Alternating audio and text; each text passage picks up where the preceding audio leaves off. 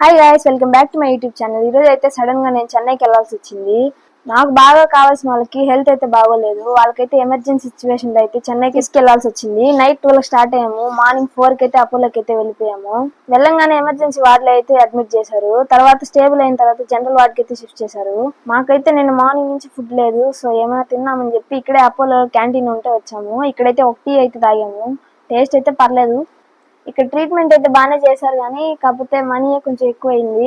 ఇంకలా ఆమెకు బాగుందని తెలిసాకే నేను రిటర్న్ అయితే స్టార్ట్ అయిపోయాను. రిటర్న్ లో వెళ్ళడానికి ట్రైన్ టికెట్ అయితే బుక్ చేశారు. నేనైతే ఒక్కదాన్నే వెళ్ళాను. ఫస్ట్ టైం నేను ట్రైన్ కి వెళ్ళడము, అది కూడా సింగిల్ గా. ఈ జర్నీలో నాకైతే ఒకటి బాగా అర్థమైంది, ఎన్ని రోజులు ఉంటామో తెలియదు కానీ ఉన్న రోజులు హ్యాపీగా అయితే ఉండాలి. ఇంకా కొంతసేపు తర్వాత అయితే టీసీ వచ్చాడు, అందరు టికెట్లు చెక్ చేశాడు. నాకు ఎప్పటి నుంచో ఒక డౌట్, ఈ ట్రైన్ లో ఉండే వాష్రూమ్ లో మనం వాష్రూమ్ వెళ్తే అది ఎక్కడ వెళ్తుంది, మీకేమన్నా తెలుసా? తెలిసే కామెంట్ చేసేయండి. నేనైతే ఇలా డోర్ దగ్గర కూర్చొని వ్యూ ఎంజాయ్ చేస్తే అయితే జర్నీ అయితే కంప్లీట్ చేశాను.